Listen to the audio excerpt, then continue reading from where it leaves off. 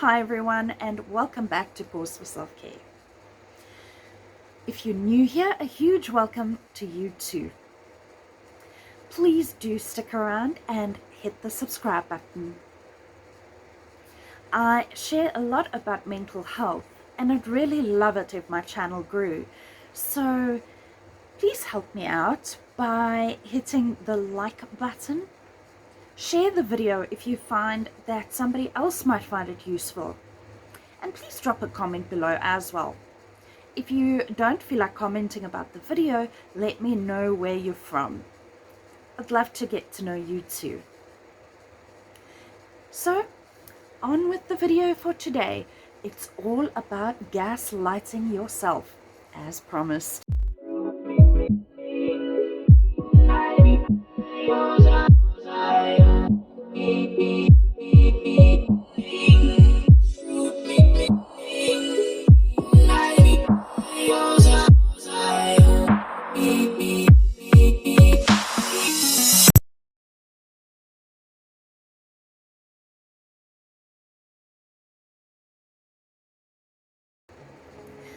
So, we all know about gaslighting, but if you don't, do look at one of my previous videos and I'll link it in the description box below. And that video is all about gaslighting and how narcissists use it against you. Now, when we gaslight ourselves, we are basically picking up the lantern from the gaslighter and doing their dirty work for them. When we gaslight ourselves, we turn around and say to ourselves, maybe it wasn't that bad. I didn't experience real trauma. If I was stronger, I wouldn't feel this way. He didn't actually mean what I thought he meant. She didn't believe me because I'm not worth believing. I should be over this by now, instead of having it impact every aspect of my life. Does that sound familiar to you? I'm currently in my 40s and I have literally been gaslighting myself since I can't remember when. And once you're in that position, it's really difficult to get out of it. But the good news is that there are tools to help you. Gaslighting was like a ghost that haunted me. And I kept thinking, am I being too sensitive? Especially when an ex-friend turned around and said to me, you really need to grow thicker skin. Like I said in one of my previous videos, you know what? Having empathy is a superpower. So, I'll don my cape and I'll carry on. You gaslight yourself. You actually do it because you are leveling up to the external narrative. Now, external narrative is the statements that are coming to you from your abuser that most of the time aren't really true. So it results in a storm of emotions. Now, for me, I know that my stepfather will never admit the lies. He has turned around and said to me,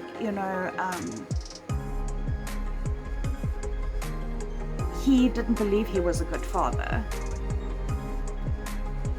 But it's a little too late for that. And then there was my mother, who completely turned a blind eye to my abuse in its varying forms. And gaslighting is emotional abuse. And strangely enough, emotional abuse sometimes unless it's paired with physical abuse, it's not a reportable offense. So we really have to learn to set our boundaries and get past it in our own way. So what happens is that you actually create a split in your psyche.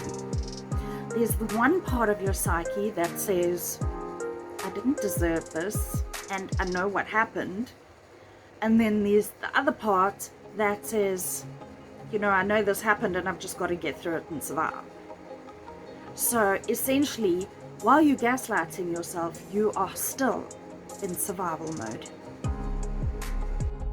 Because you're still in survival mode, it's honestly like cutting off the top of a weed. You know how weeds are. If you don't pull out the roots of the weed, it's going to stay there. So you have to go to the core of where the issue stems from, and you have to work through it. For me, the best thing was doing inner child work and learning that I deserved care, and I deserved to care for myself first. Wow. When it comes to trauma, those weed roots aren't even yours. They were beaten into you by an abuser, or emotionally drained it into you by a narcissist. And you have to take those negative statements and turn them around.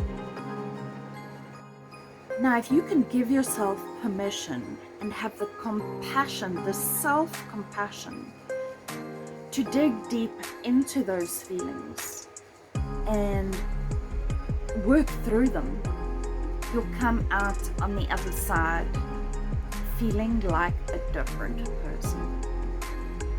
And the reason I say that is because I was there. Just 3 years ago, I was literally in survival mode. And now I'm emerging into thriving mode. Things are changing in my life, and it can be like that for you too. I've learned that not bottling up your emotions is the best tool to have. So writing out your feelings is a really nice one. You may not be able to rewrite the past, but we can change how we respond to it. I'll no longer make myself the problem. I will no longer accept responsibility for the wrongs done to me. I will no longer doubt my self-worth. I will no longer doubt my worth. I will no longer doubt my gut, because other people could never validate my feelings. I will protect myself, love myself, trust myself. I'll extend this message to anybody who identifies with me. I think the best thing, although gosh, it does sound really weird, but the best thing is being able to connect with someone who's been in the same situation as you. Because you start to feel okay to be you. So because you're living in survival mode from a gaslighting experience, somebody, not your abuser, hurts you. And immediately you're back there again. And you don't say anything, you don't do anything about it, because why? I'm probably just going to blow everything out of proportion again. Right? Wrong. You need to bring it up. And like I said in one of my previous videos, if you have to confront a gaslighter, do it in a public space, because there's a less likely reaction in a public space, and you're safe. Do it in a space where you feel safe. Now, the problem of you going to the conclusion that you are just too sensitive, you go from point A to point C and you forget about point B of actually taking care of yourself and giving yourself self-compassion and being kind to yourself and allowing yourself to feel those emotions. And that is why you're gaslighting yourself. You're kind of denying yourself that opportunity to feel the feelings that you need to feel. So you stay in survival mode. You stay in that trauma experience. How do we get out of gaslighting mode? I'd love to hear what you think about it, but I honestly believe that affirming your feelings is the way to go, not bottling it up. And you can do it with affirmations. So when that negative narrative comes up, you can turn around and affirm it by speaking the truth. I'll give you one little example here, but do head over to Pause for Self-Care blog. I'll have the link below of what gaslighting yourself and the affirmation actually are. So here's the example. Gaslighters will use this statement: you are too dramatic, emotional, sensitive, or crazy. You gaslighting yourself: I'm too dramatic, emotional, sensitive, and crazy. The real, honest to God affirmation of this is: my feelings and emotions are valid. And they are. You are the leading lady, the leading gentleman in your life. Remember that. Your feelings are valid. Now at the end of this video, head over to my blog and have a look at other examples of gaslighting yourself, and the affirmation to change that. That sounded familiar to you. I'd like you to take a pause for a moment here. Take a few deep breaths and just make sure that you are breathing from your belly. Remember that if our chest moves excessively while we are breathing, we aren't breathing properly.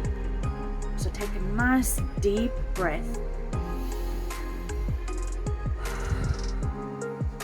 Watch your tummy expand and clear out all the stale air from your lungs. Repeat after me. My emotions are valid, and I have the right to express them. Now, this may really feel weird to start off with, but be curious about it. Don't judge yourself. Just feel the sensation and repeat the affirmation until it begins to feel more true. And it is true. So it may be a process, but over time it will feel right. And in this very moment, it's okay that it feels weird too. Take out a journal or just a scrap piece of paper and write down everything that comes to mind. Your emotions, your thoughts, everything. Just write it down. If it's on a scrap piece of paper, you can even burn it and just release it. Remember, this needs to be done without judgment. Don't self-judge. Don't break yourself down. It's okay. And I want you to remind yourself that it's okay to have the emotions that you have. A nice journal prompt is to write down how you can practice self-compassion. I'll actually leave a few other journal prompts in my blog as well. So once again, at the end of the video, head over there so you can see them and make note of them. And don't be like me and then not do it. Head over there and actually send it to yourself via email or something like that. Or share it into your Facebook memories so that you can remind yourself of these tools. So while gaslighting, kind of helped us get through this trauma mode or survival mode, affirming ourselves and showing ourselves self-compassion is a new skill that we used so that we can live in the present. Gaslighting is a very psychological abuse tactic, and it has become so deeply internalized that while you may begin to believe your own truth, you start to realize gaslighting is not your truth. Know your truth. Know that I see you and I honor you for that. So see yourself and honor yourself for that too. Honoring yourself is a practice too. Honoring yourself is a really brave practice. You are brilliant and resilient. Now, how awesome is that? Brilliant and resilient. And I'm proud of you for taking the time just to listen to the end of this video and take in a new tool for your mental health. Taking time to explore yourself and show yourself self-compassion. You are an amazing being. Are you wondering if your trauma was that bad to actually feel the way you do? If your feelings are valid? Yes, they are. It was that bad, and you are okay to feel the way you do. If you wonder if you deserve support, you do. If you wonder if you can recover from the time of gaslighting, you absolutely can. And that's where I'll end off. Please just remember what an amazing, amazing being you are. You are special. You are perfect, flaws and all. So remember to pause for self-care, and remember to allow your children, if you have any, fur or human, to pause for self-care too. It's important for all of us. Until next time, cheerio.